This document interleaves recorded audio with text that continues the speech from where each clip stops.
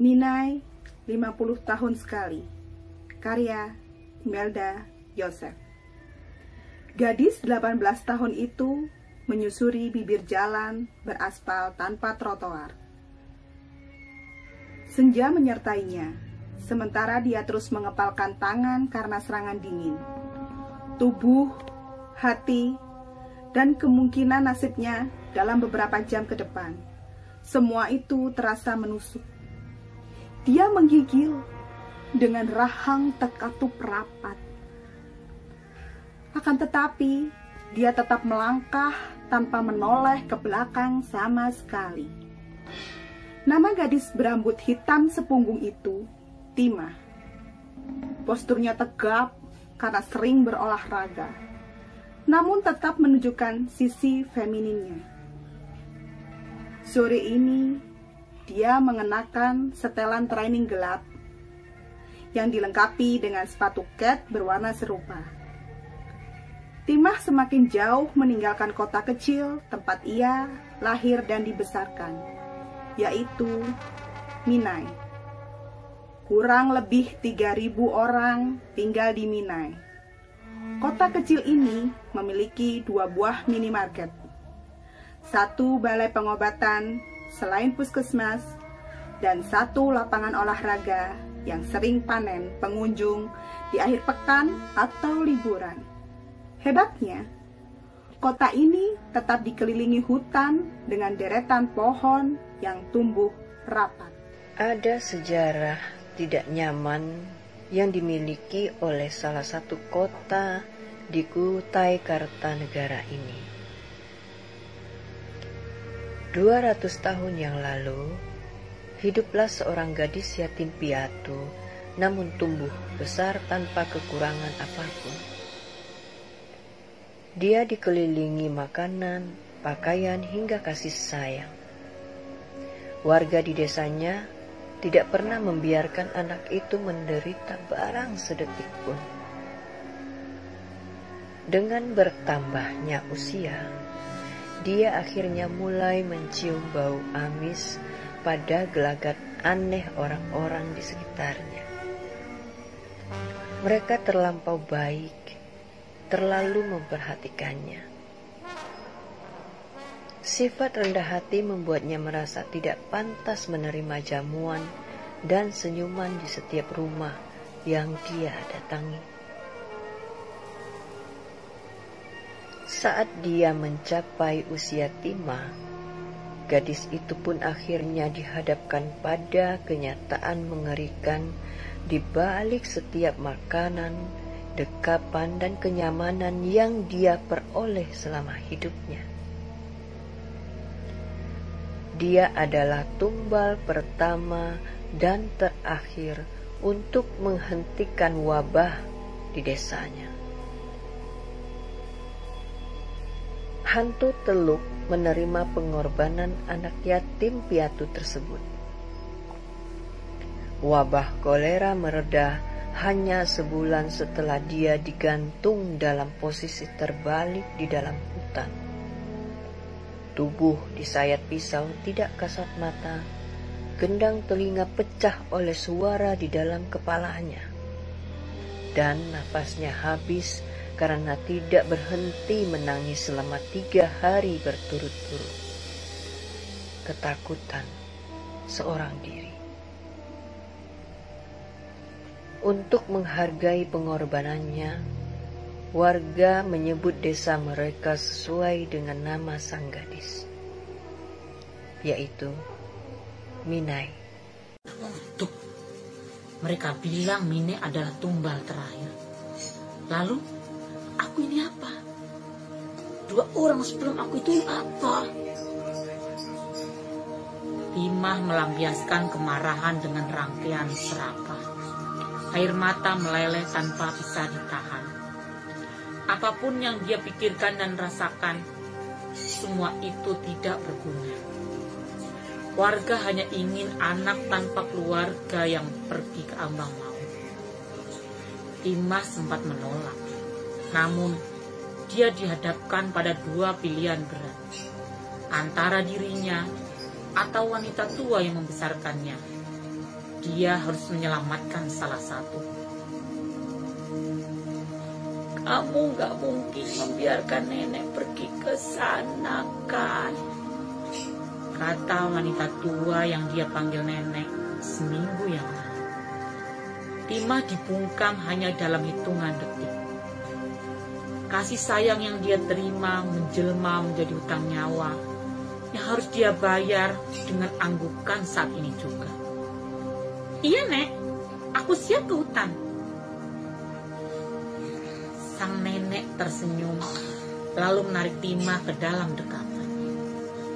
Selama ini kamu sudah paham kenapa nenek selalu suruh kamu makan sayur, daging, dan buah.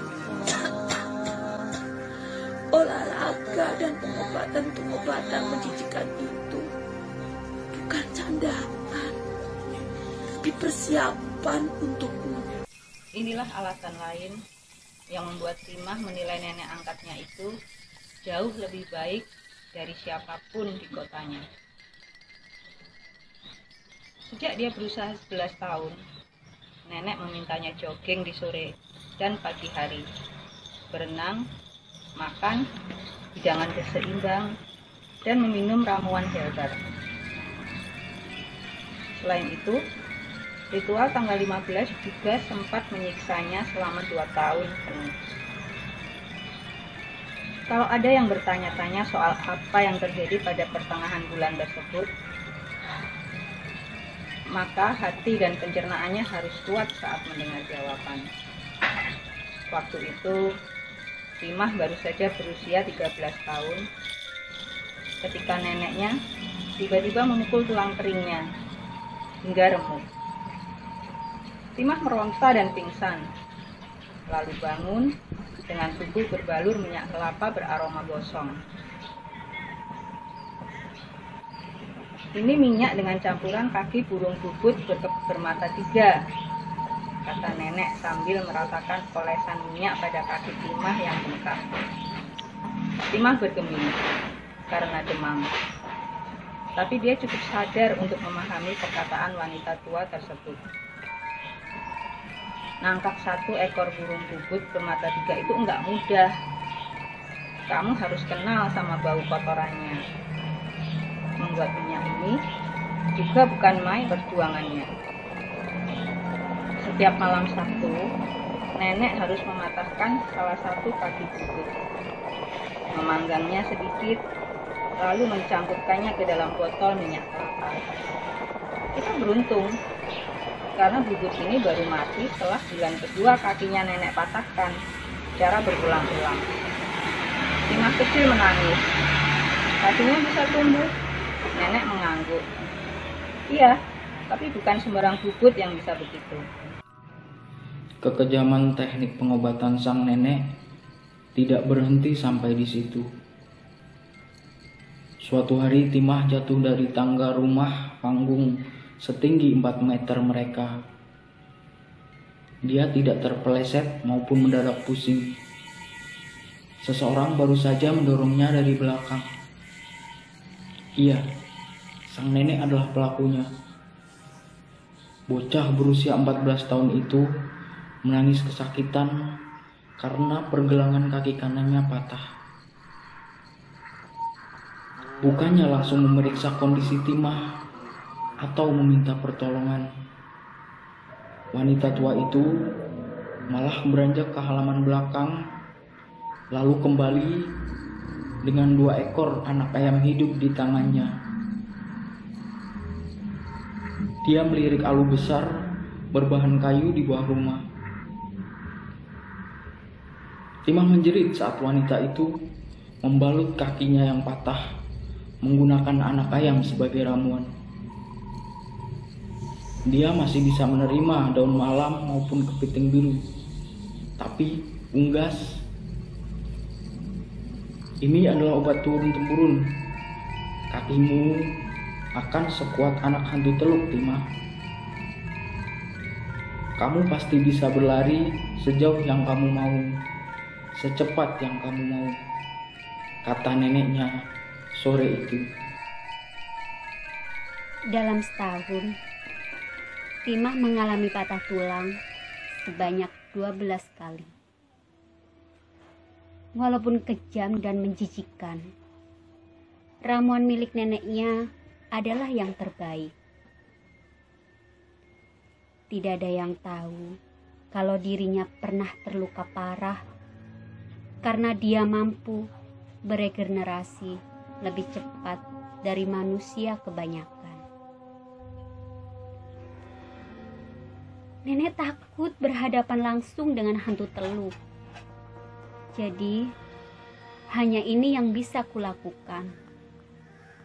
Menambah lukamu dengan daging dan mencampur darahmu dengan kehidupan dari makhluk bernyawa yang langka adalah usaha terakhirku. Timah terdiam karena sepertinya tidak memiliki kesempatan untuk berdoa. "Kamu takut?" tanya neneknya. Timah mengangguk dengan air mata berurai.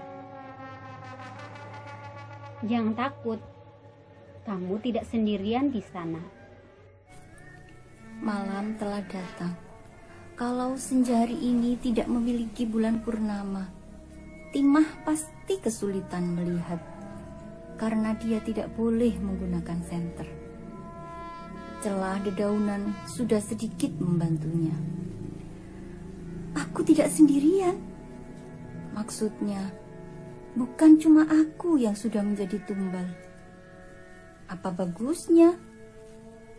Angin berembus, aroma basah menyerang penciuman. Suara hewan malam riuh ketika dia masuk semakin dalam, jauh ke kedalaman hutan. Soal serangan serangga, hal itu tidak perlu dibahas. Lalu, "Au!" Seruan mirip lolongan itu menggema dan mengisi inci hutan. Timah sontak mematung, matanya mendelik panik, sementara jantung memompa cepat. "Ya!" seruan lainnya. Timah berlari segera duduk meringkuk di dekat pangkal pohon raksasa berungga besar. "Au! Ya!" Seruan muncul berkali-kali hingga membuat Timah yakin kalau itu adalah suara dari pemilik yang berbeda. 2 orang atau 2 makhluk? Istilah mana yang harus dia pakai? Entahlah. Malam ini terasa beda. Minai ketiga mungkin sudah datang. Kayaknya. Minai ketiga? Sial. Makhluk itu bentar lagi bakal datang. Ayo, kita cari Minai ketiga dulu. Kasihan kalau dia sendirian. Keduanya berbincang menggunakan bentakan. Siapapun yang mendengar pasti berpikir kalau mereka berada di jarak 100 meter antara satu sama lain. "Minai ketiga, apa kamu di sini?" panggil si pemilik suara dalam. "Jangan takut, kita saudara," tambah suara cempreng. Timah akhirnya memahami maksud nenek angkatnya. Tanpa menunda atau menduga kalau suara-suara itu hanyalah tipuan hantu teluk, dia keluar dari persembunyiannya. "Aku Timah, bukan Minai." "Oh, aku bisa dengar bisikannya." "Bisikan? Aku ngomong normal kok. Kau harus teriak karena kita di dimensi berbeda. Aku Anin, Minai pertama." "Aku Diana, Minai kedua. Kamu harus teriak supaya kita bisa dengar." "Aku nggak paham," balas Timah. "Kalau begitu, kita harus kumpul di satu titik dulu supaya nggak perlu teriak terus." Walaupun tidak melihat satu sama lain, mereka memutuskan berkumpul di dekat rongga pangkal pohon raksasa. Timah menangis saat mendengar cerita Anin dan Diana. Setelah kematian Minai yang asli, keluarga angkat mereka memutuskan untuk mengambil calon tunggal saja. pertemuan Timah dan neneknya telah berkesimpulan.